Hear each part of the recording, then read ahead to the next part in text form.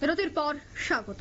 এবার বিলোনিয়ার দিকে নজর রাখতেই হচ্ছে, কারণ বিলোনিয়ায় কিন্তু রেল স্টেশনের বিভিন্ন বিষয়গুলি নিয়ে এবার সরব হয়েছেন সেখানকার মানুষজন। দক্ষিণ জেলার বিলোনিয়া রেল স্টেশন, আর সেই রেল স্টেশনে জানা গেছে যে নির্মাণে ক্ষতিপূরণে এবার কিন্তু মামলা, রেল স্টেশন নির্মাণে ক্ষতিপূরণের মামলা, আদালতের নির্দেশে রেল স্টেশনের সম্পত্তির ক্রোক।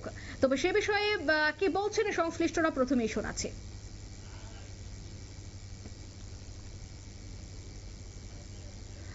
তবে সে বিষয়ে আমি প্রথমেই জানবো, টেলিফোন লাইনে এই মুহূর্তে যুক্ত হয়ে গেছে বিলোনিয়া থেকে প্রতিনিধি বিশ্বজিৎ। বিশ্বজিৎ, ঠিক কি জানতে পারছো?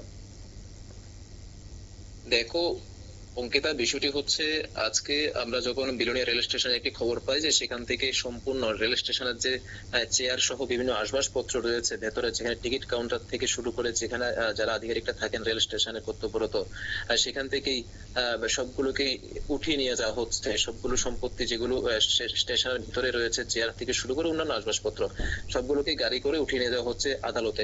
তো যে সেই বিষয়টা জানতে পেরে আমরা তৎক্ষণাৎ সেখানে যাই। বিষয়টি তৎক্ষণাৎ সেখানে আমরা উপলব্ধি করি যে বিষয়টা হচ্ছে বিলোনিয়া রেল স্টেশন যখন করা হয়েছিল বিলোনিয়াতে, সেই সময় স্টেশনের যে জায়গাটুকুর মধ্যে করা হয়েছে সেখানে বিভিন্ন মানুষের সম্পত্তি সেখানে নষ্ট হয়েছে। ক্ষতিপূরণের দাবিতে তারা সেখানেই রেল স্টেশন কর্তৃপক্ষ থেকে রেল আধিকারিকদের সাথে কথা বলেছিল। বলার পর তখনও কাজের কাজ কিছু হয়নি। পরবর্তী সময়ে সেখানে থাকা দুজন ব্যক্তির পক্ষ থেকে বিলোনিয়া আদালতে মামলা করা হয়, এবং কি মামলা করার পর সেই পরিপ্রেক্ষিতে আবারও তাদেরকে জানানো হয় যে ক্ষতিপূরণ দেওয়া হবে কিনা না দেওয়া হবে, কিন্তু তাদের পক্ষ থেকে জানার চেষ্টা করা হচ্ছিল যে টাকা তাদের, যত টাকা সম্পত্তি তাদের নষ্ট হয়েছে সেগুলো, সেই ক্ষতিপূরণ যাতে করে তারা পেয়ে যান।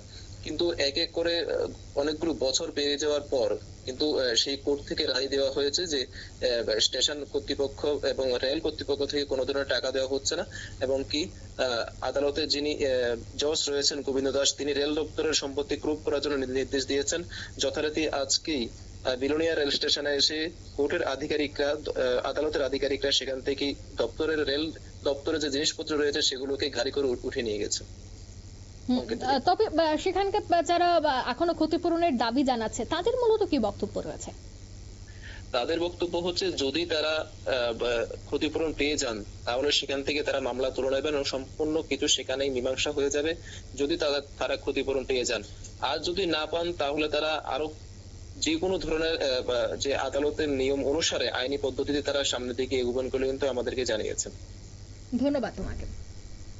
অর্থাৎ আদালতের নির্দেশে বৃহস্পতিবার সকালে বিলোনিয়া রেল স্টেশনের রেল দপ্তরের রেল দপ্তরের সম্পত্তি বাজেয়াপ্ত করতে যায় বলেই কোর্টের আধিকারিক জানান। তবে এই পুরো ঘটনায় অবশ্যই কিন্তু চাঞ্চল্য ছড়িয়ে পড়ে। এই মুহূর্তের সংবাদ এই পর্যন্ত। আমাদের পরবর্তী নিউজ এবং আপডেট দেখার জন্য অবশ্যই চোখ রাখবেন শুধুমাত্র নিউজ ভ্যানগার্ডের পর্দায়। ধন্যবাদ।